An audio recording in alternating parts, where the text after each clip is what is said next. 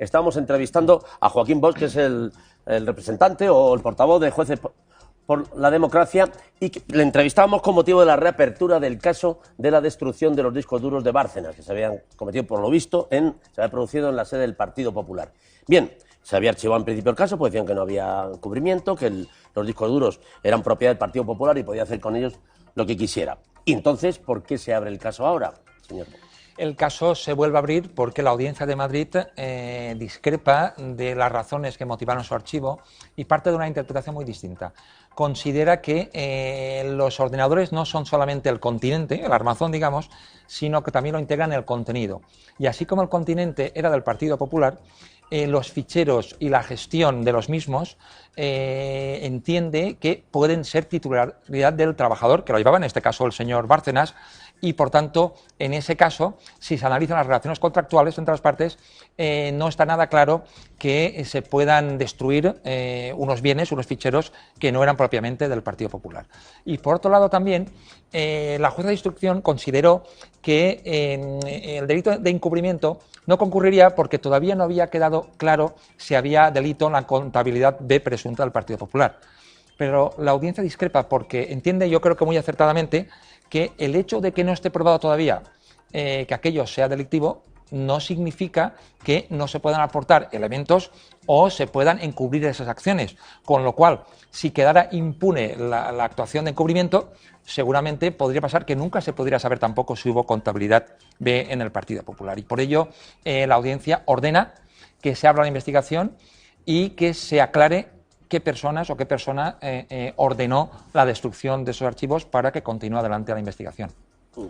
El auto de la jueza de instrucción que archivó el caso ocupaba 2 folios frente a los 25 que ocupa el auto con el que se reabre ahora el caso. ¿Podemos extraer alguna conclusión de este detalle? No necesariamente, porque, como ha dicho la jurisprudencia, motivación no siempre significa extensión y en pocos folios a veces se pueden explicar muy bien las cosas. El auto de la Audiencia de Madrid es más extenso porque entra en las últimas novedades jurisprudenciales, en esas cuestiones que son un poco novedosas. Como sabemos, hasta ahora no estaba claro si una empresa podía acceder libremente a los ficheros de un trabajador, si podía destruirlos, y ha habido una jurisprudencia reciente en este sentido.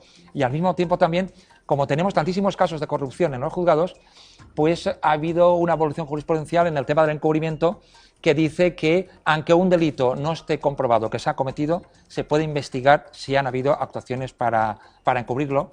Y en eso se extiende bastante la audiencia, pero además también señala, a través de algunos reproches, que han pasado algunas cosas raras en este proceso, como por ejemplo que se extravió todo el conjunto del procedimiento, lo cual es una anomalía realmente relevante y se ha tenido que reconstruir como se ha podido para que la investigación continúe en marcha. ¿Y este archivo que se perdió era grande o era como este guión? No, eso es un procedimiento judicial, no sé cuántos tomos tenía, pero vamos, esto no era como una agujita pequeña de coser, no, en absoluto. O sea que lo han perdido. Bueno, y ha habido una cosa que ha dicho que me ha llamado la atención, y es que han ordenado investigar quién destruyó los discos. ¿Es importante esto? ¿Podría ser imputado por este acto? Es muy importante esa decisión porque efectivamente si se detecta que hay indicios de que hay una persona que ordenó destruir los discos para obstruir la acción de la justicia, esta persona podría ser imputada y en su caso condenada por daños informáticos y por encubrimiento.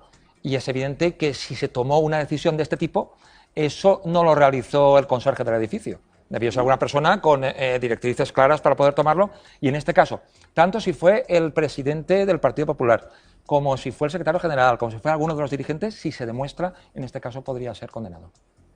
Toma. Vamos ahora con otra discrepancia ocurrida recientemente en el Tribunal de Mallorca, donde ha acudido la infanta Cristina como imputada. ¿Cómo es posible que la Fiscalía, que normalmente es quien lleva la acusación, en este caso haya presentado más recursos de defensa que los propios abogados de la infanta? Bien, vaya por delante que el fiscal que lleva este caso, Pedro Rac, creo que es un gran jurista y que la lucha contra la corrupción en nuestro país le debe mucho por todas sus actuaciones, pero pienso que en este caso concreto de la actuación en el tema de la infanta es bastante discutible jurídicamente, y ha optado por una línea que es muy poco habitual. Por ejemplo, no es habitual que un fiscal recurra a una imputación, no es habitual que en efecto a veces vaya más allá de lo que han hecho los propios abogados de una persona imputada. pero tampoco es habitual que haya 4 jueces que hayan intervenido en las actuaciones, el juez Castro y los otros 3 magistrados de la audiencia, que aprecien que hay indicios de delito fiscal en la infanta y que el fiscal no detecte esos indicios. Y tampoco es habitual que cuando hay una apariencia de delito entre un matrimonio y ellos 2 son socios de una empresa y pueden haber defraudado a Hacienda, en estos casos la regla general es que se vaya a juicio con los 2 y no con uno solo. Por tanto, el fiscal ha explicado cuáles son las razones de ello, pero creo que es inadmisible que diga que hay una discriminación con la infanta y que se ha producido un caso único, cuando a la infanta se le ha tratado de la manera general que se trata a los imputados en este tipo de supuestos, y si hay alguna singularidad en este caso y una situación excepcional, ha sido la actuación de la Fiscalía. Bien, hemos aprovechado la presencia de Joaquín Bosch para ver si nos aclaraba algunas estas cuestiones, por ejemplo, estas discrepancias que se producen a veces en la justicia, y por eso hemos saltado así de un caso a otro. ¿Y qué le parece el papel que ha jugado en este caso la abogada del Estado, que ha dicho que la frase de que Hacienda somos todos era solo una frase publicitaria, que no tenía mayor interés? Me parece que es una frase muy poco afortunada desde un punto de vista social, pero también desde un punto de vista jurídico. Lo que se pretende con este argumento es, para que la infanta no vaya a juicio, alegar que el daño se produce no a la sociedad, sino a las arcas, al patrimonio de la agencia tributaria, cuando yo creo que es bastante evidente que no se daña solo a un patrimonio concreto, sino se daña al conjunto de la sociedad, al gasto público que se debe practicar, a los servicios y prestaciones que necesita toda la gente de un país, y por tanto nos encontramos en un supuesto en que los bienes son de titularidad colectiva, y por tanto entiendo que es suficiente con que la acusación popular formule dicha acusación para que la infanta vaya a juicio, y por tanto me parece que es criticable la postura de la Abogacía del Estado. Cabe recordar que tanto la Fiscalía como la Abogacía del Estado se organizan jerárquicamente y dependen del Gobierno. ¿Entiende que haya gente que piensa que se podría haber diseñado una estrategia por parte del Gobierno en beneficio de la infanta, de la corona? Hay medios que han difundido informaciones en las que dicen que se habían producido reuniones para preparar una estrategia entre la corona, la Fiscalía y el Gobierno. Yo desconozco si esto es cierto, aunque he leído estas informaciones, pero lo que sí que es una realidad es la postura que ha adoptado cada parte en el proceso, pero también hay que remarcar que no estamos todos en un proceso en la misma situación. Los jueces somos completamente independientes, nadie nos puede dar ningún tipo de órdenes. Esto no ocurre con la Abogacía del Estado, por ejemplo, que está funcionalmente a las órdenes del Gobierno, y la Fiscalía General la Fiscalía es un cuerpo jerarquizado en cuyo vértice está el fiscal general del Estado, que es nombrado por el Gobierno. Por tanto, en este contexto la Fiscalía y la Abogacía del Estado son partes, y quienes tienen que decidir son tribunales de carácter estrictamente independiente. Y continuando con esto que decía de discrepancias entre jueces que nos resultan difícilmente comprensibles, vamos a hablar de los famosos tuits del concejal Zapata. Recordemos que el juez Pedraz se ha visto obligado a reabrir el caso en 2 ocasiones y aún sigue pendiente de resolución definitiva. ¿Cómo es posible que un juez entienda que se trata de simples chistes de mal gusto y en el mismo edificio de la Audiencia Nacional otro juez entiende que hay que juzgarle porque esos tuits son una afrenta tremenda a las víctimas del terrorismo? Aquí nos encontramos con un delito, el de menospreciar o humillar a las víctimas del terrorismo, que es un delito de cierta complejidad, que es muy circunstancial, en el cual hay que valorar cada palabra, el conjunto de la frase, el contexto en el que se emite y también la intención de quien pone los tweets. Por tanto, es bastante subjetivo considerar si aquí ha podido concurrir pues una conducta delictiva o no. Mi impresión personal es que estos tweets se difunden en el contexto de un debate amplio sobre cuáles son los límites del humor, y que el señor Zapata no pretendía humillar a ninguna víctima del terrorismo, y yo pienso que la prueba más clara es la propia manifestación de Irene Villa, que creo que le honra cuando dice con claridad que no se siente menospreciada, y mi opinión es que se trataba más bien de unos tuits de mal gusto que no tenían que haberse difundido, pero eso no significa que sean constitutivos de delito. Si metemos en prisión a todos aquellos que en Twitter difunden chistes de mal gusto, no nos va a caber la gente en las cárceles. Sí. Si no me equivoco, la Sala Segunda de la Audiencia Nacional es la que insiste en esa reapertura del caso de los tuits de Zapata, sala de la que forman parte los magistrados Concepción Espejel y Enrique López, que recordemos fueron recusados en el caso de la Gürtel por su proximidad al Partido Popular. ¿Esto podría resultar extraño o todo lo contrario? Yo pienso que es importante señalar que todos los jueces tienen ideología, como cualquier persona. Es que esto no se puede negar.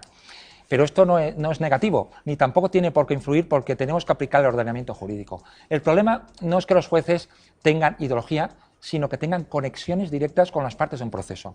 Y en el caso de Concepción Espejel y Enrique López fueron recusados al caso Gürtel porque se declararon que había una serie de conexiones con el Partido Popular, incluso en el caso de Enrique López había llegado a cobrar unos 12.000 euros por una serie de conferencias. Por tanto, el problema es que haya un problema para la imparcialidad, que haya conexión con las partes.